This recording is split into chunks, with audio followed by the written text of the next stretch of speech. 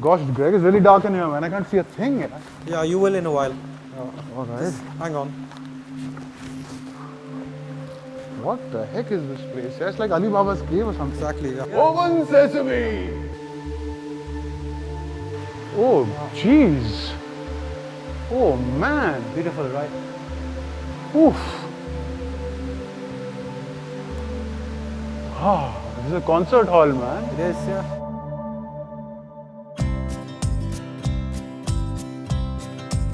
A writer, a photographer, on the road exploring a fascinating world in a state of perpetual motion, constantly departing while always arriving, seeking a window into an ever-changing universe. This is WION Traveller. Planet Earth, spinning on its axis for 4.5 billion years. That's 4 eons on the geological timescale. The history of the planet is divided into unequal time intervals that are defined by significant events in the planet's history. By studying layers of rocks and sediments, geologists have been able to identify critical junctures in Earth's history, from the evolution of complex life forms to great extinction events.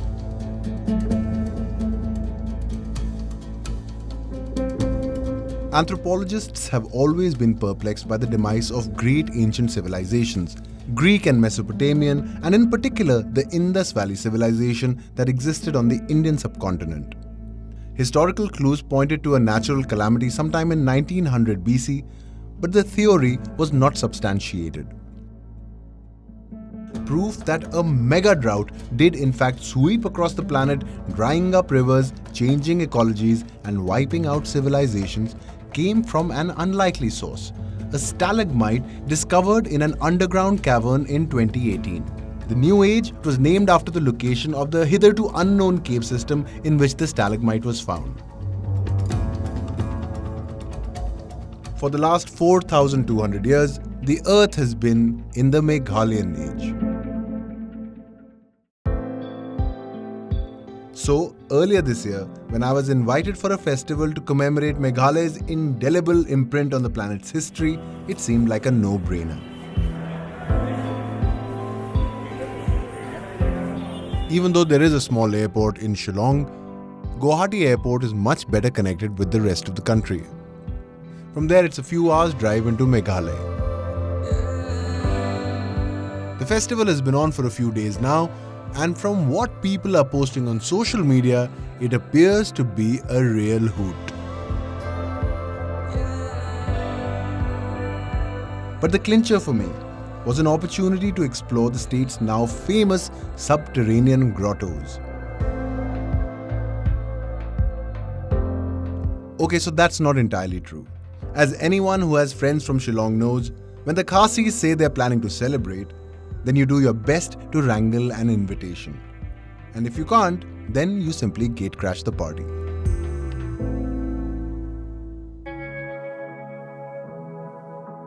Abode of the clouds. Literal? Entirely, but perhaps a tad unimaginative. Meghalaya's dreamscape is straight out of a surreal painting.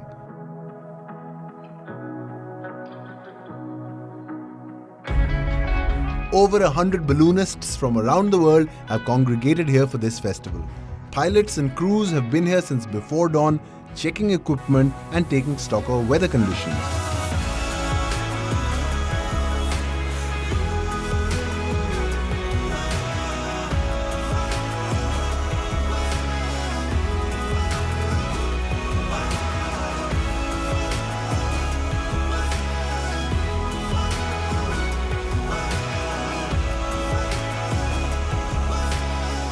What a sight, huh? We're in Meghalaya, home of the clouds, except that the skies are bereft of a single cloud right now, which is good because we are going to go up in one of these balloons.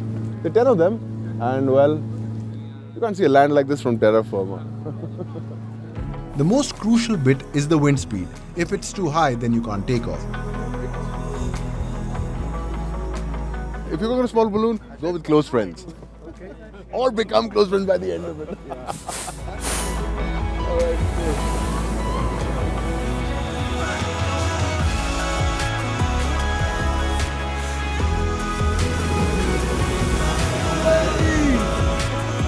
You see, balloons can only go up and down, and the wind determines which way they'll fly.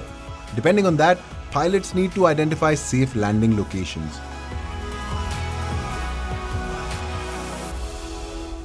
So how long have you gone on one of these, Captain? I fly balloons about since 15 years, but I'm started aviation in Swiss Air Force. Oh, did you? I'm instructor and fly also aerobatics. Oh, are you? Fantastic. What kind of planes would you fly in that? Oh, we can. Small jets? Yeah, transport aviation like But in aerobatics, what would you fly? Pilatus. Oh. Pilatus. What, can you do any aerobatics in these things?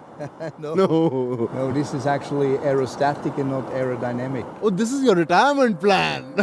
No more aerobatics. Now you're just going to chill in a balloon. All right. Nothing like a slow-moving aerial vantage point to get a bird's-eye view of an ancient land, large tracts of which still lie unexplored and are inaccessible on foot. Woohoo! A lush landscape that's punctuated by a large massif of tablelands formed by adjacent hill ranges. To the west, the Garo Hills rise up from the Brahmaputra Valley and merge with the Khasi Hills. A number of rivers originate in these densely forested hills and flow down the plateau, carving deep river valleys. One of these is the Dauki River that's famous for its crystal clear waters, best seen at the southern edge of the state where the river enters Bangladesh.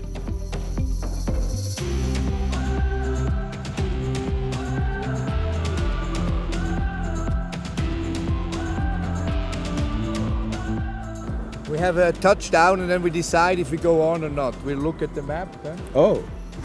Oh. Okay. Oh, so this is like a pit stop, is it? Yeah. Oh. So we land here for a little while. Just watch, okay? Okay, knees down. What? That was. Whoop, whoop, whoop, Wait, whoop, wait, whoop. wait. This is good landing. I could go on.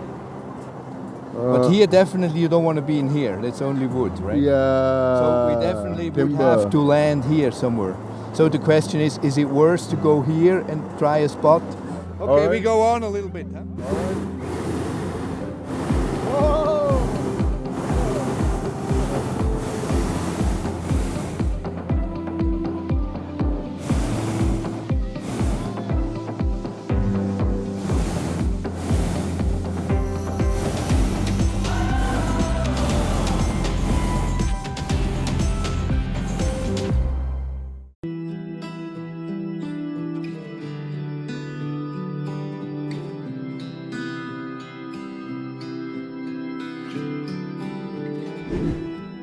To the southwest lies Nokkalikai Falls, the tallest plunge waterfall in India. It's visible clearly from the balloon canopy. This is one of the wettest regions on Earth, and not surprisingly, these are perennial falls.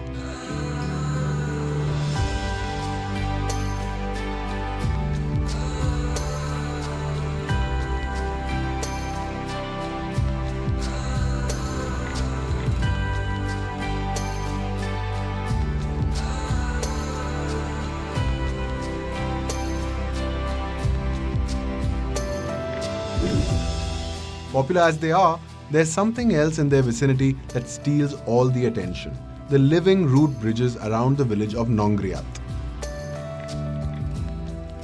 Ages back, the tribes that lived here realized they could leverage the rubber tree's incredibly strong root system to their advantage.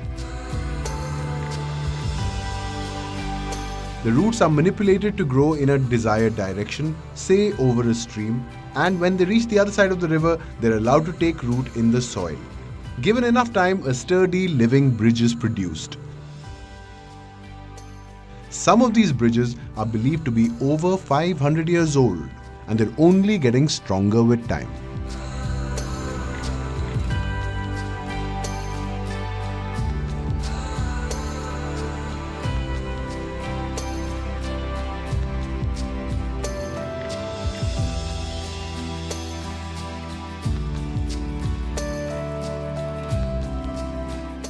It's not. It's. Ooh, there's a tree there. There's a tree there. Oh, we nicked it. Oh, we nicked it. Oh, Okay. Oh, got it. Woohoo! My God, congratulations, Captain. You are one heck of a pilot. Very good. All right. Very nice country. Not an easy balloon area, but beautiful. And you were the greatest crew I had this morning. Well, thank you, sir. Thank you, sir. Thank you, sir. I'm glad we had you as a pilot.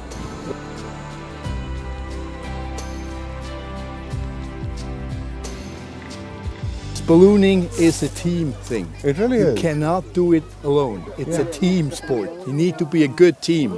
Well, so is filmmaking. That's great. Thank you so much. Thank And you you. have a beautiful country, by the way. It's yeah. so beautiful from up there. I know, you love the power lines, don't you? Just landing spots. There are not too many there, huh? Thank you, Thank Carl. you. Thank you, Captain. I had no idea ballooning could be this exciting. Thank you. Shillong, the vibrant capital city of Meghalaya, is brimming over with experiences that travelers covet. Buzzing with activity and yet simultaneously ticking to a relaxed pace of life, Shillong is a potpourri of food, music and the outdoor life that in its own way creates a bubble that most residents are loath to leave. I am going to meet one such individual who studied outside but has decided to come back to Shillong. And he's asked me to meet him at a slightly secluded location. It's become so cold suddenly. We were on our way to Shillong, but we were told that there's a massive jam and it'll take us 2 hours to get in. So, well, we've stopped by this small village called Smit, which is 12 kilometers outside the city. And apparently the thing to see here is the Khasi King's erstwhile residence, or rather the erstwhile Khasi King's erstwhile residence. Not a palace the way we would think about it, but rather modest, but a very interesting looking structure. So let's check it out.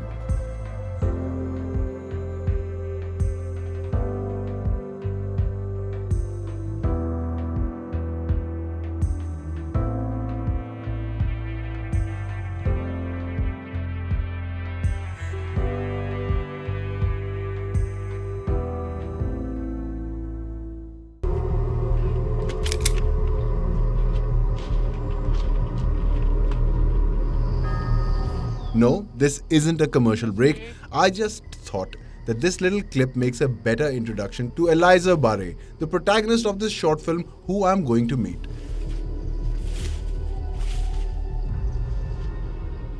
We're meeting outside town so he doesn't get mobbed on the streets. I kid you not. I am really sorry for keeping you wait. I mean, the traffic is really bad in the city, so yeah. So Khasi film industry, is it? Actually, I know nothing about it. Tell me more. See, I just came into the game recently. How long back? I think 2 years. But then I've been studying. I've been Studying acting? Acting, yeah. Where? In Christ University. Bengaluru. Yeah. Really? Oh, so you were bringing that into the Khasi Yeah, industry. so I is it? want to bring method acting here. So I don't know. So how many films have you done? So my debut was with Sir Adil Hussain, who. Right. Yeah. Sure. So that was my debut. The name of the film is Lorni. Fantastic, yeah. Are you always looking this dapper? No, not exactly, but due to I have to attend this festival that I actually, you know also. And, Yeah, I'm staying there. I'm staying there. Okay. But I had no idea that this was the dress code, bro. Eliza has been invited for an evening do at the festival and I grab a ride with him.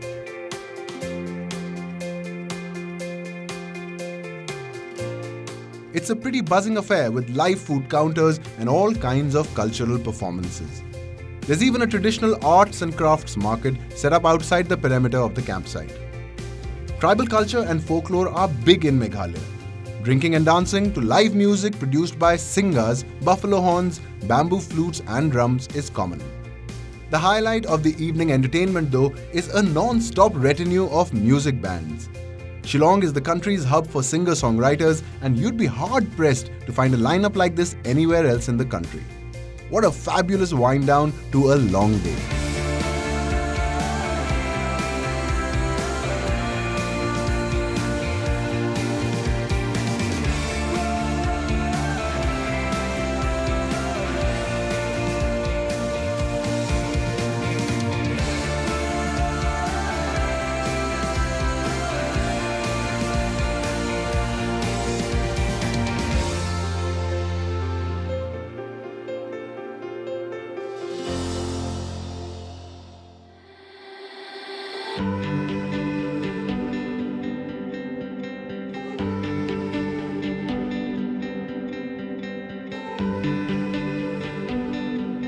The Meghalayan Age Festival is a pretty fancy affair.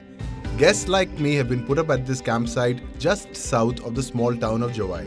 Campsite is a euphemism at best. The tents have hot and cold showers, fancy toiletries and proper furniture. Heck, the beds even have spring mattresses. The camping bit was a compromise I was ready to make to come to Meghalaya. This is not what I expected.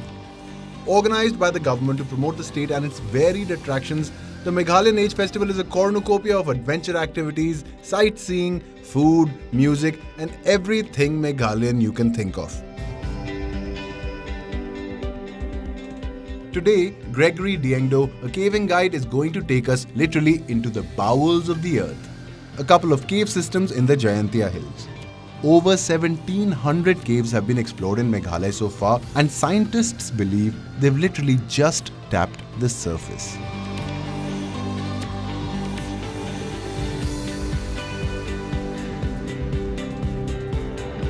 Hello.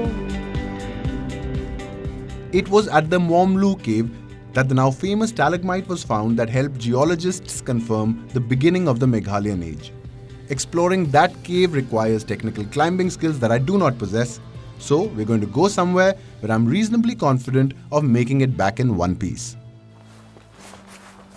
Gregory. Oh man, I thought I would never find you, yeah? How are you doing? I'm Meraj. I'm fine. Pleasure. Hi, Meraj. You know, I was told walk the trail and Gregory's in there and I was like, How well you found me? Though. yeah, I was on camera, so I was trying to be brave, but after a while I was like, where am I and what is this place? This is a really thick jungle, yeah? It is, yeah. Huh? You can get lost in it. You yeah. can, right? Yeah, you can, yeah. Oh boy. And this is your team, I take it? Yeah, this is the headman of the village. Oh, the headman of the village. Very. This is What an yeah. honor to meet you, sir. I'm glad you guys are here. And important men like them especially. Yeah. The Gaupara, they'll come looking for us. Yeah, if there's anything happen to us, so yeah. Oh, the forest really opens up here, huh? Yeah, it is. Oh, look at How that. huge, Look at that. how thick the forest is. Ooh. Wow. Yeah. Really stretches out, huh? But where's the cave? Yeah, the cave is just nearby. We're almost there, so we're Alright. just, yeah. After you. This is unbelievable, man. Whew.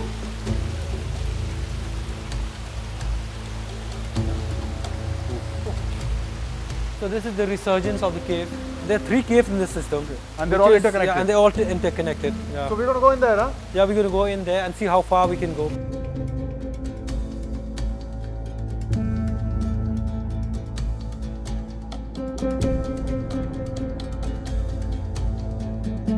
Well, Greg here and I are in a remote cave system in Meghalaya. Greg's an expert, he knows his way. I'm a novice and I can barely stand on 2 feet. So just for posterity's sake, if I don't come back, then I will everything to the SPCA. Well, it's a beautiful cave, of course, but I think you've been watching too many Hindi movies, so you should.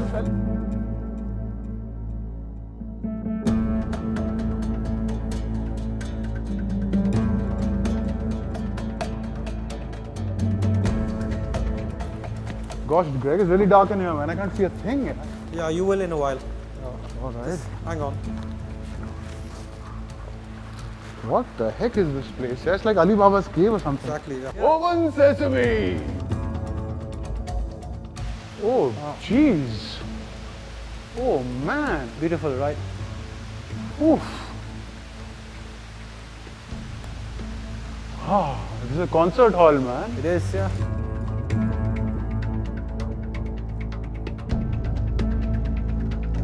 I felt a bit like Axel, a character in Jules Verne's science fiction classic, A Journey to the Center of the Earth. A world within a world, that's what subterranean grottos feel like. Oh, jeez, man. And I'm not going to get lost in here without you. Yeah. Greg, I swear I would have held your hand, man. Oh, boy. Jeez. Whoa, whoa. Oh, so stalactites? Stalagmites. Stalagmites. And when they join? It's a column. Column. Like that one. Like That's that. a column. That's a nice one. This is incredible beauty, yeah? See, nice. Can you touch them? No. It's better we don't, touch. you don't touch the formations because, your oil in your hands can disrupt its growth and so. Oh. And yeah. So the best way to protect a cave is to not go in it actually at all. Right. Anything can happen actually. So if anything happens, then at least one can stay with an injured person. It's quite fragile. That It means. is, yeah. Huh? Wow. Man, it's also quite scary. There's some cave for I mean, I thought I lost you there. Shall we? Okay. Helmet on. Lead the way, sir. Sure. And remember, I'm right behind you. Please do. And if I'm not, then you just need to don't. stop. Yeah. And try not to touch anything. I will try not to touch anything. I promise you. Unless I'm falling on my face, I won't touch anything.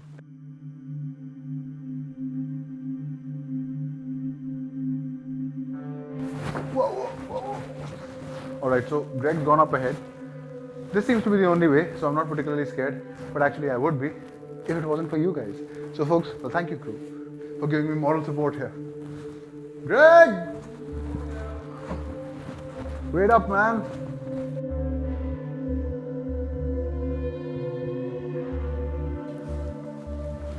Okay.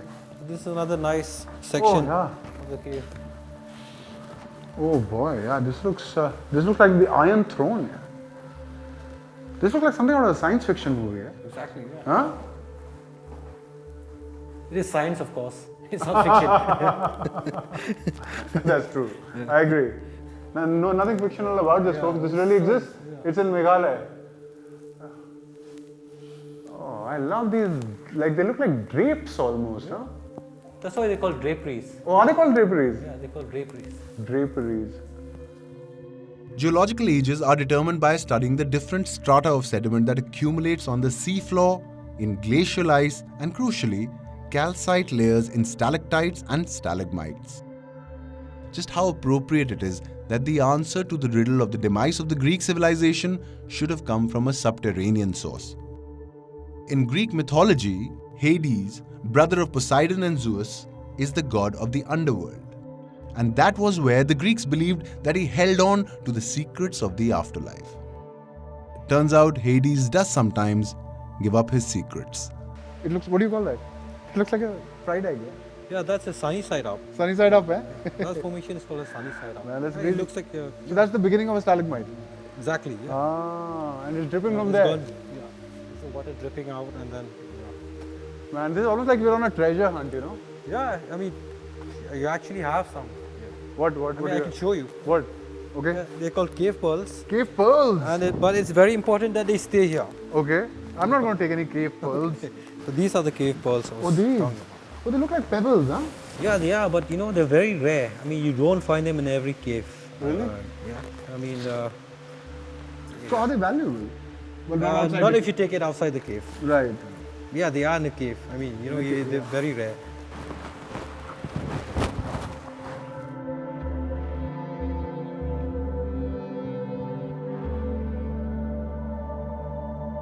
I have never been so happy to see daylight again. Thank you for waiting for us. Greg, man, Yeah, bro, what a... I what a appreciate trip. it. Yeah. You appreciate? I've never Glad seen you anything like like it, it. yeah. I have never seen anything like it. Tell Another me. five for that. Yeah. Oh, bro, what a day. What a day. Yeah. Oh, look at this. Look at this place. Look at this place.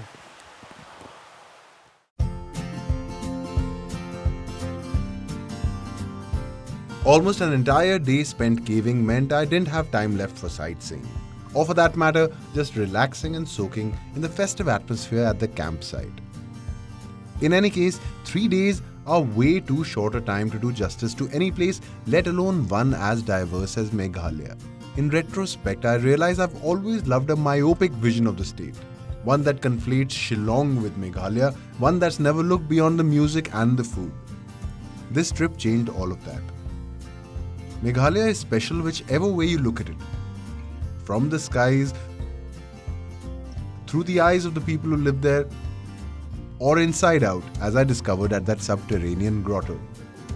And its significance in the larger time frame is etched for eternity.